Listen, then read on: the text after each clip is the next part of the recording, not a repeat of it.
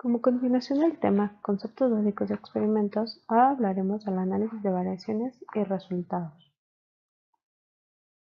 La estadística es la ciencia para recolectar, analizar y obtener conclusiones de un conjunto de datos. Estos datos se recolectan por muestreo, estudios observacionales o experimentos. Por lo que un experimento es un cambio en las condiciones de operación de un sistema o proceso que se hace con el objetivo de medir el efecto del cambio sobre una o varias propiedades del resultado. Permite aumentar el conocimiento acerca del sistema. Por ejemplo, en un proceso químico se pueden probar diferentes temperaturas y presiones variándolas y medir el cambio observado en el rendimiento del proceso. Al analizar los efectos a través de datos, se obtiene conocimiento acerca del proceso químico, lo cual permite mejorar su desempeño. Como un concepto fundamental para este tema, la unidad experimental es una muestra que se utiliza para generar un valor que sea representativo del resultado del experimento. En cada estudio experimental es importante definirla de manera cuidadosa, ya que dependiendo del tipo de prueba, la unidad experimental puede ser una muestra o un conjunto de muestras.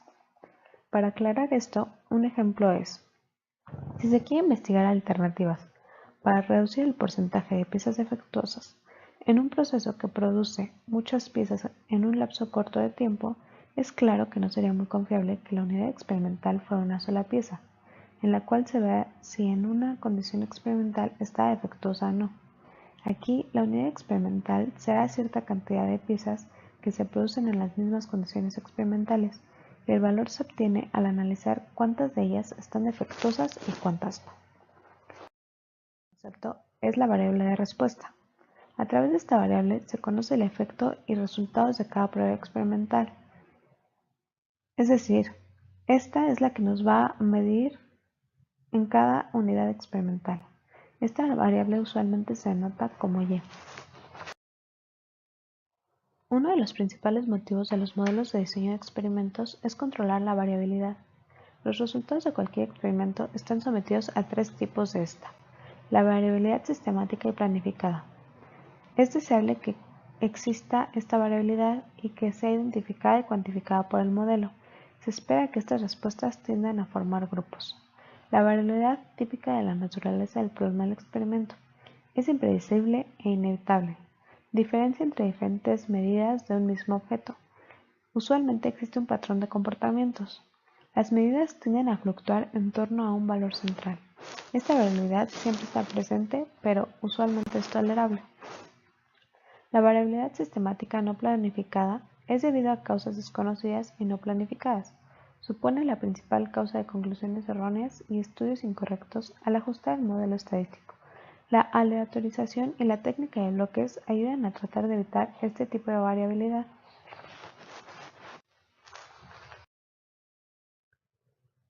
Existen diferentes tipos de factores: controlados, de ruido y los estudiados. Los controlados son variables del proceso o características de los materiales experimentales que se pueden fijar en un nivel dado. Algunos de estos son los que usualmente se controlan durante la operación normal del proceso, y se distinguen porque, para cada uno de ellos, existe la manera o el mecanismo de cambiar o manipular su nivel de operación. Esto último es lo que hace posible que se pueda experimentar con ellos. Por ejemplo, si en el proceso se usa agua a 60 grados centígrados, entonces debe existir un mecanismo que permita fijar la temperatura del agua dentro de un rango de operación. Algunos factores o características que generalmente se controlan son temperatura, tiempo de residencia, cantidad de cierto reactivo, tipo de reactivo, método de operación, velocidad, presión. También existen los factores no controlables o de ruido. Son variables o características de materiales y métodos que no se pueden controlar durante el experimento o la operación normal del proceso. Por ejemplo, algunos factores que suelen ser no controlables son las variables ambientales, como la luz, la humedad, la temperatura, las partículas, el ruido, el ánimo de los operadores, la calidad del material que se recibe del proveedor. Por último, existen los factores estudiados, que son las variables que se investigan en el experimento para observar cómo afectan o influyen en la variable de respuesta. Estas pueden ser controlables o no controladas. Debido a la variabilidad, existen errores. Se clasifican en dos, aleatorio y experimental.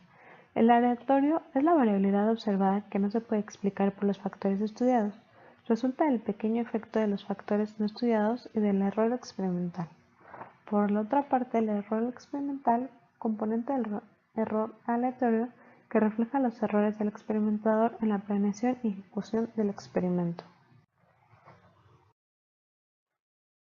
Para controlar la variabilidad existen tres técnicas: repetición, aleatorización y formación de bloques. Estas son aplicadas en la toma de datos en los experimentos. La repetición es correr más de una vez un tratamiento o una combinación de factores. Es preciso no confundir este principio con medir varias veces el mismo resultado experimental. Permiten distinguir mejor qué parte de la variabilidad total de los datos se debe al error aleatorio. Cuando no se hacen repeticiones, no hay manera de estimar la variabilidad natural o el error aleatorio, y esto dificulta la construcción de estadísticas realistas en el análisis de datos.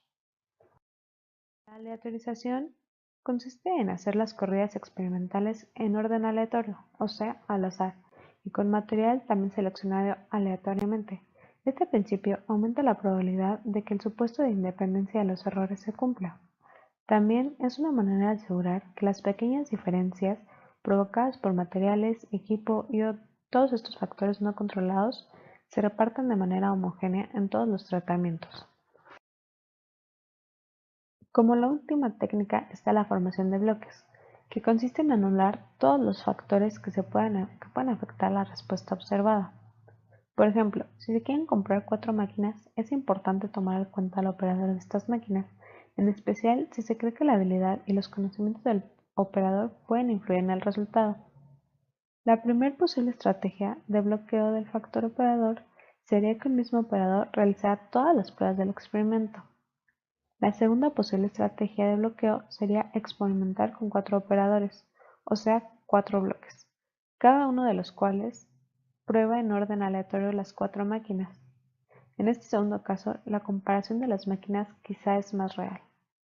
Cada operador es un bloque, porque se espera que las mediciones del mismo operador sean más parecidas entre sí que las mediciones de varios operadores. Para concluir con un experimento, ya con datos obtenidos, es necesario hacer el análisis de los resultados, que consiste en 3 etapas. El análisis. En esta etapa no se debe perder de vista que los resultados experimentales son observaciones muestrales, no poblacionales. Por ello, se debe recurrir a métodos estadísticos inferenciales para ver si las diferencias o efectos muestrales son lo suficientemente grandes para que garanticen diferencias poblacionales. La técnica estadística central en el análisis de los experimentos es el llamado análisis de varianza ANOVA. La segunda etapa es la interpretación. Con el respaldo del análisis estadístico, se debe analizar con detalle lo que ha pasado en el experimento, desde contrarrestar las conjeturas iniciales con los resultados del experimento hasta observar los nuevos aprendizajes que sobre el proceso se lograron, verificar supuestos y elegir el tratamiento ganador, siempre con apoyo de pruebas estadísticas. La última etapa es el control y conclusiones. Se recomienda decidir qué medidas implementar para generalizar el resultado del estudio y para garantizar que las mejoras se mantengan. Además, es preciso organizar una presentación para difundir los logros obtenidos del experimento. Eso es todo por este tema.